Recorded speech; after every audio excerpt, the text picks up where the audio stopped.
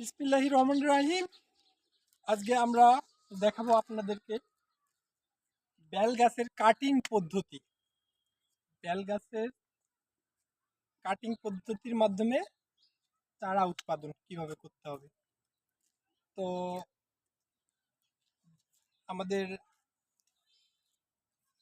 আমরা এখন দেখব কিভাবে বেল গাছের কাটিং বা কলম কিভাবে তৈরি করা যায়। প্রথমেই প্রথমেই আমরা আমার হাতে যে বিষয়টা, এটা চাকুটা আসলে অনেক ধারালো হতে হবে, যাতে সুন্দরভাবে কলমটা কাটা যায়। আর দ্বিতীয়ত একটা আহ, সুন্দর সুন্দর ডাল সুন্দর ডাল নির্বাচন করতে হবে। নির্বাচন করার পর সেটার পাতাগুলো পাতাগুলো ঝরিয়ে নিতে হবে।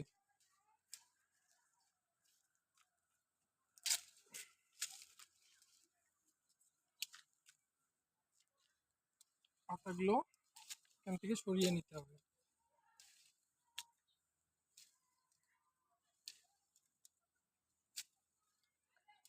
শুধু সামনের দিকে কিছু রাখলে সমস্যা নাই, থাকলে বেশি ভালো হবে।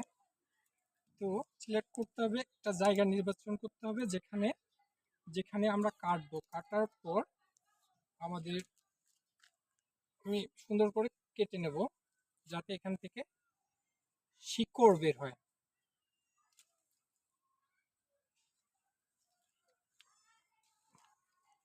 দূর থেকে সুন্দর করে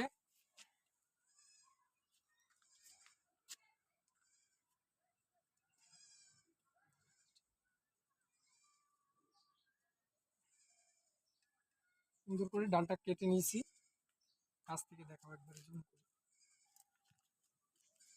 আপনি দেখেন, সুন্দর করে আমি জায়গাটা আগে কেটে নিয়েছি। তারপর আমি এখানে একটু ওষুধ বা পেঁয়াজের রস অথবা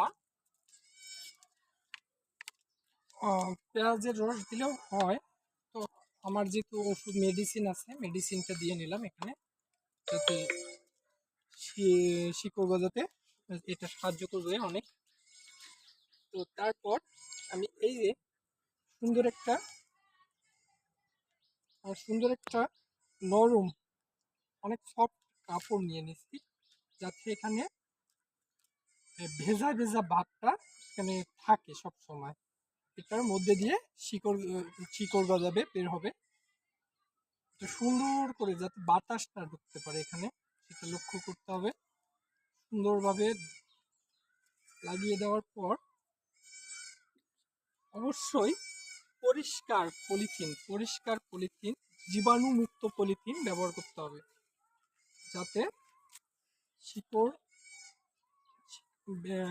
প্রথমত বাতাস না ঢুকে, দ্বিতীয়ত শিকড়গুলো কোনো জীবাণু বা ব্যাকটেরিয়া নষ্ট না করতে পারে। তো সুন্দর করে আমি এই পলিথিন দিয়ে সুন্দর করে পেঁচিয়ে নেব।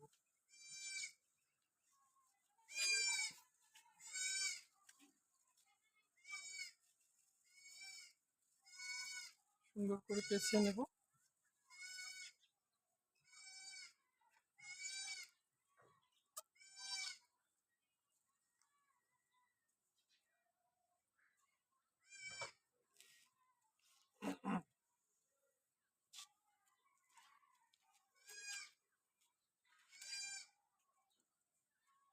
সুন্দর করে পেঁচিয়ে নিচ্ছি। কাছে দেখাও, কাছে একটু জুম করে দেখাও কত সুন্দর করে, মানে এমন সুন্দর করে রাখতে হবে। আমি মনে করি আমি যে স্টেপে যে বিষয়টা দেখিয়েছি আপনাদের, এভাবে যদি আপনারা করতে পারেন কলম, 100 গাছের মধ্যে আমি নিশ্চিত 100টা গাছই হতে হবে, এবং গাছগুলো সবল সুস্থ থাকবে। আহ, এটার নিয়ম আসলে এভাবেই করতে হবে। যদি ব্যতিক্রম করে তাহলে হয়তো দেখা যাবে কিছু গাছ নষ্ট হয়ে যাবে। তারপর গাছ হলে পরবর্তীতে গাছের শিকড় সেভাবে মাটির নিচে যাবে না। তো দর্শক, আপনারা গাছে কিভাবে কলম করতে হয় দেখে নিলে, যদি ভালো লাগে আপনারা লাইক এবং সাবস্ক্রাইব করবেন। তো আজকের মতো এ পর্যন্তই। আল্লাহ হাফেজ।